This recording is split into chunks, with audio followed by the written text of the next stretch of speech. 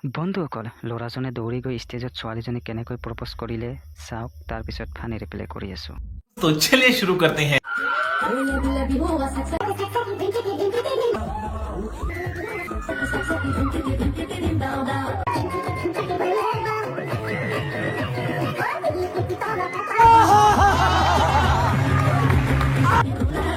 ভাইটোৰ পিঠিখন ঠিকে আছেনে? ভাগ্য ভাল তোক যে ৰেজেক্ট নকৰিলে। ঘৰত গৈ ছোৱালীজনী কাণ তলি আচৰ দিছে কিজানি।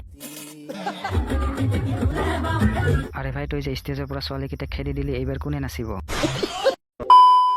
সৰু সৰু কথাতে এনেকৈ ব্লক কৰি দিয়ে, তাৰপৰা আকৌ নিজৰ মুডটো ভাল হৈ গ'লে আনব্লক কৰি দিয়ে। সেনেকুৱা কিছুমান মানুহক কৈছোঁ। মই আকৌ এই ব্লক আনব্লক এইবোৰ খেল খেলিব নাই, আকৌ লিলিমা এখন কৰিব নাই। একদম ৰঙা ইটা পৰি আছে, ঘৰ বনাবলৈ আনি থৈ এচপা লগত মূৰত মাৰি দিম, পিছৰখিনি ইতিহাস আৰু হস্পিটেলৰ বিলো মই নিদিওঁ। তাই ঘৰ বনাই আছে যে, সেইটো ক'বলৈ ৰিলচটো বনাইছে। মহাত্মা গান্ধীয়ে কৈছে, এটা ইটা মাৰিলে কোনোবাই ৰিটাৰ্ণত থেংক ইউ বুলি ক'বা।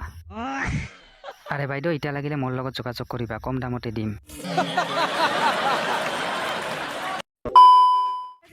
থাকে যে খাই যে আগতে পাইছিল তাই। অ' পাই নেকি? এইটো খাবা, এইটো বহুত টেষ্টি হয়। আপুনি এটা খাওক। আপোনাৰ কাৰণে এটা খাব লাগিব। একেলগে লগত লগত খাম।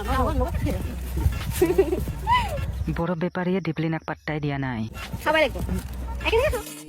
বেচেৰা চিখৰ খাই আছিল, পেলাই দিব লগা হ'ল। কেমেৰাৰ আগত বেছি ইনচেণ্ট হৈ দেখাইছে।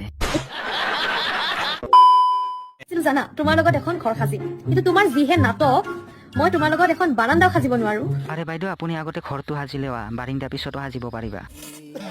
তোমাৰ চেলাৰী দিয়া নহ'ব বাইদেউ, নিউজ বাদ দি ৰিলচ বনোৱা ভাল।